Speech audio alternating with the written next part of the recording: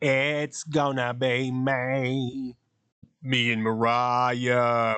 So, is Toni Storm and Mariah May too soon to be feuding? Now, I had a conversation on the internet with another user about the same idea of like whether or not Toni Storm and Mariah May should be feuding. Is it too soon to pull the trigger on something like that?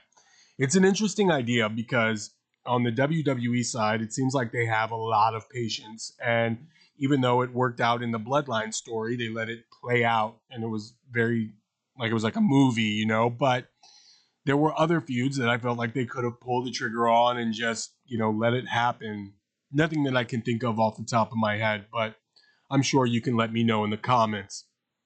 For AEW, they tried to do long-term storytelling and then things like injuries and going a different route, signing a different talent, that seemed to play a factor in whether or not they were going to continue.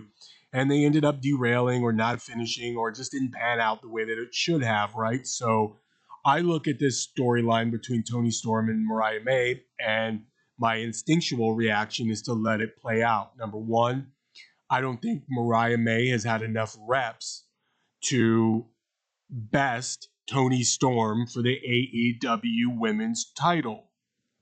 I think it's too soon. You got someone like Britt Baker or Jamie Hayter, for instance, Jamie Hayter being from England, wrestling Toni Storm in Wembley and beating her for the women's championship in her hometown in a huge, attended event. Seems like that would be a better solution. And then you can even have Mariah May, slip up and maybe cost Toni Storm the match. And then Mariah May can be getting a verbal lashing from Toni Storm in front of her fans in England as well. Mariah May can push Toni Storm, and then you got this huge pop. She can storm off. The crowd will be loving it, and then that could build towards a bigger program. Bottom line, I just feel like it may be a little too soon to pull the trigger on Mariah May and Toni Storm right now. But who knows what's going to happen in AEW, and maybe it'll go too long, and then the fans wouldn't be into it. So, fantasy booker, armchair booker for a second, my idea would be that Jamie Hayter would return, challenge Toni Storm at All In, and something would happen with Toni and Mariah at that event that would cause the breakup if they can hold off that long. But with Toni Storm throwing the towel in and all this, a lot of people are like, the natural progression of the storyline is to have Toni Storm against Mariah May in Wembley because she's from England and, blase, blase. But like I said, Mariah may be amazingly talented. She may be like a great professional wrestler. I have not seen an indication of that. No disrespect to her, but I haven't seen an indication that she's ready to be the face of the women's division. Jamie Hayter, she left red hot. Britt Baker left lukewarm, okay? She wasn't exactly red hot. She was cooling off precipitously. But, when she comes back, she might be red hot.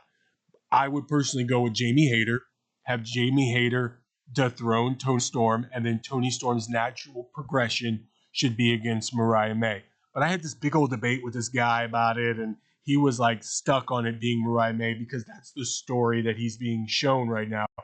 But the story could be stretched. Just AEW doesn't do a good job of that. I mean, the whole Devil storyline ended up becoming a huge mess because of injuries. To be honest, it was injuries, but they had to pivot and now it's just in limbo.